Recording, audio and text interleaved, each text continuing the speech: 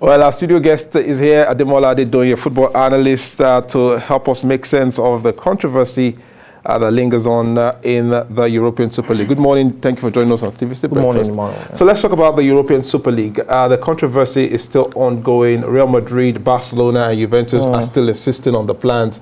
But UEFA would make a crucial decision today. What is likely to be that decision? I think, first of all, the decision is necessary, to spur these teams to back out because we really don't know what their plan is. But in my opinion, it doesn't seem like they're going to back off. So I think UEFA needs to do what needs to be done. But I don't see them withdrawing them out of the competition because then in turn loses money for UEFA. So I think the reasonable decision is to go behind, let's the camera really and, talk the whole thing out because we know how much UEFA is going to lose with the absence of, Barcelona, Real Madrid and Juventus. These are three. What would be the bargaining power these clubs will have against UEFA after the plan? I mean, 12 teams gathered to make this plan happen. 9 of them have pulled out, including the 6 Premier League clubs. Now we're left with Juve, Inter, Barcelona, and Real Madrid. What will be the bargaining power when they get to the table today? I think for these 3 teams, UEFA has nothing to lose. The only thing they have to lose is the money, they will make from these 3 teams.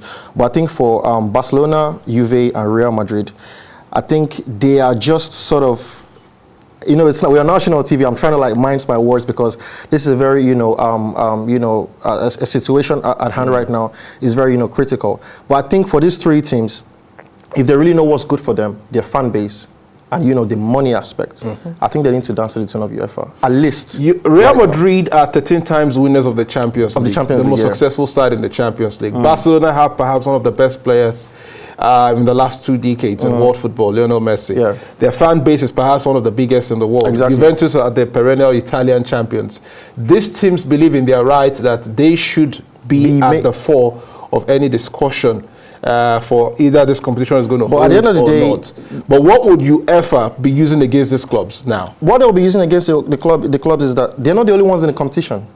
Because if they decide to leave the competition, what is the fate of the competition, and how much UEFA has contributed to these 3 teams, in the past.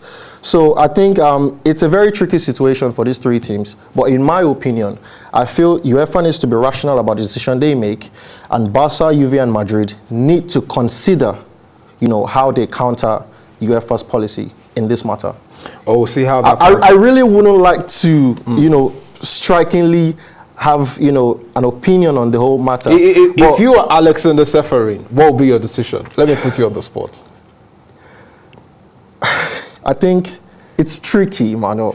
Would you impose a ban or a fine? I won't, because I know how much that will cut out of UEFA's finance. Revenue, Exactly. So that's why I say it's a tricky situation. I think they need to handle it, step by step. Maybe they could see the season out because Barca is out of the competition, Juve is out of the competition. We only have Madrid left. So I think they could just see the season out and probably use the summer to talk about it more. And at the end of the day, do you see a compromise on both sides? I don't, to be honest. I think it's going to be because for these 3 teams to now have backed out now, it says it all itself. So I don't see a compromise at all.